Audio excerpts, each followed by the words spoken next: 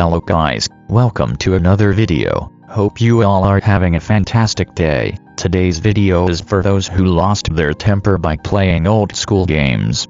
Because in today's video, I am going to show you top 5 high-end games that are playable on a low-end PC. All of the above 5 games are optimized well enough to make it possible to play in a PC which is below its own official minimum system requirements.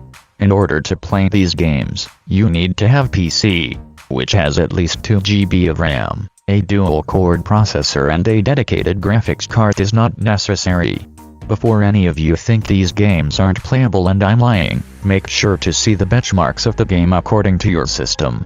Before getting into this video, make sure that you have subscribed to our channel, because I make more of these and even better content for gamers. And most importantly, share this video to your low-spec buddies. Let's get started. At number 5 spot we have Overwatch.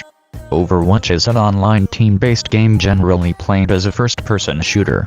The game features several different game modes, principally designed around squad-based combat with 2 opposing teams of 6 players each. Players select one of over 2 dozen pre-made hero characters from one of 3 class types.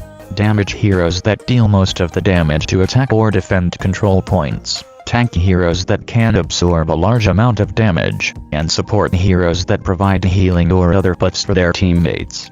Each hero has a unique skill kit, defining their attributes like health points and running speed, their primary attacks, several active and passive skills, and an ultimate ability that can only be used after it has been charged through dealing damage to enemies and healing allies.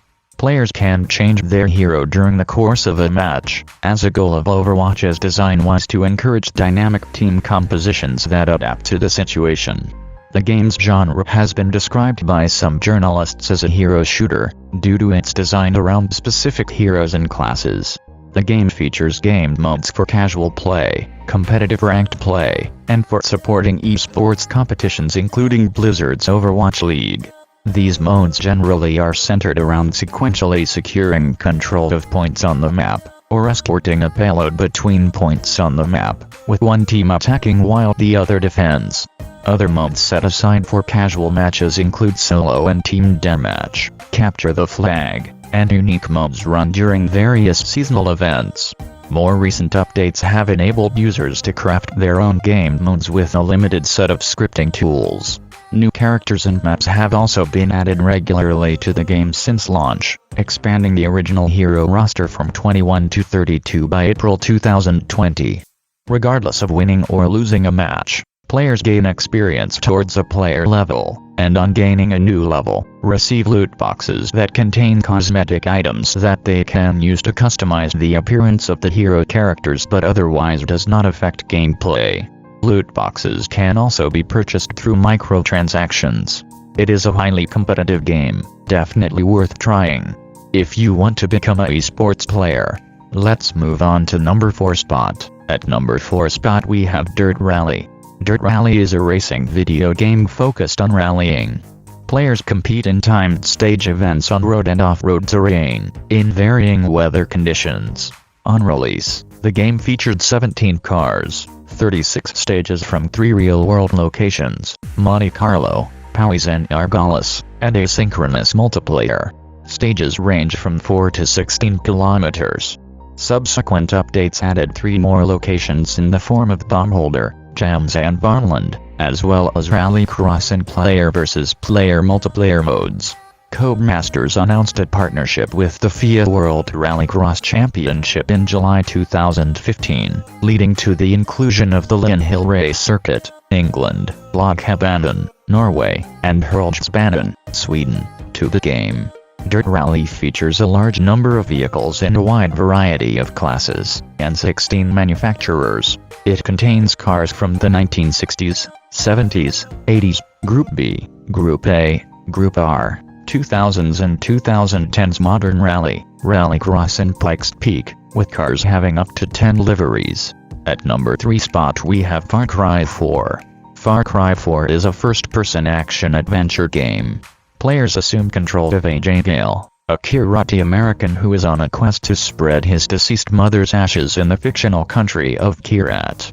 AJ may utilize various short and long-range firearms, including pistols, revolvers, shotguns, assault rifles, submachine guns, bows, a flamethrower, rocket launchers, grenade launchers, and sniper rifles. More powerful versions of these weapons become available after considerable progression through the game. Throwable weapons include fragmentation grenades, Molotov cocktails, and throwing knives. The game allows players to take cover to avoid gunfights and to perform melee takedowns from above or up close. Unlike previous installments in the series, Far Cry 4 gives players the ability to kick objects and the ability to hide the corpses of enemies. In Far Cry 4, players have the ability to ride on elephants. Players can use a variety of methods to approach missions. For instance, players can utilize stealth to evade enemies and complete objectives without being noticed, or they also have the option to assault enemies with firearms and vehicles. The player character is equipped with a digital camera, which allows him to mark and highlight all visible enemies, animals, and loots. Players are also able to ride on elephants, which serve as tank-like effective weapons. Players can throw bait towards enemies, which attracts nearby wildlife that is hostile to both the player and enemies. Players can also hunt and skin animals. The game features an open-world environment that is free for players to explore. It features several environments, including forests, rivers, and mountains.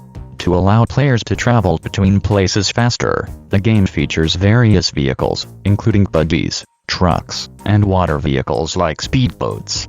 Players can drive and shoot at the same time, and can enable auto-drive, in which the game's artificial intelligence takes over the role of controlling the vehicle and guides players to their objectives. Players can also hijack other vehicles while driving. The Buzzer, an aerial, gyrocopter-like vehicle, is introduced in the game, allowing players to gain a tactical advantage from the air. Parachutes, wingsuits, and grappling hooks are also featured in the game. These items help players swing across cliffs and quickly navigate the environment. Parts of the game take place in Shangri-La, a mystical dreamland where players battle demons as the Kirati warrior Kalanid. While in Shangri-La, players are accompanied by an injured tiger which serves as their companion.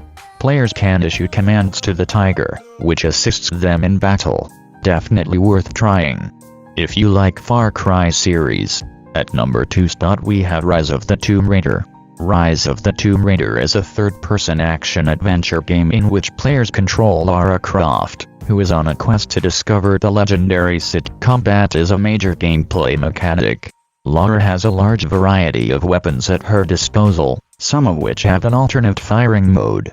Players may also utilize stealth to progress through portions of the game, using bows and arrows to take out enemies, creating distractions to draw enemy attention away from Lara, or hiding in bushes to evade enemies. Lara can use the environment to fight enemies, shooting explosive barrels, tearing down rope-racked structures with rope arrows, or ambushing enemies from high ground. She can also use her pickaxe and combat knife to engage in melee combat with enemies. Completing objectives and side content and eliminating enemies give players experience points. When players collect sufficient XP they level up, receiving a skill point, which can be spent on the game's 3 skill trees: Brawler, Hunter and Survivor. Brawler enhances Lara's efficiency with weapons, giving her abilities such as retrieving arrows from corpses and a steady aim, as well as boosting her resilience against attack and unlocks new combat skills, such as dodge kill. Hunter gives her an advantage when dealing with the environments and animals.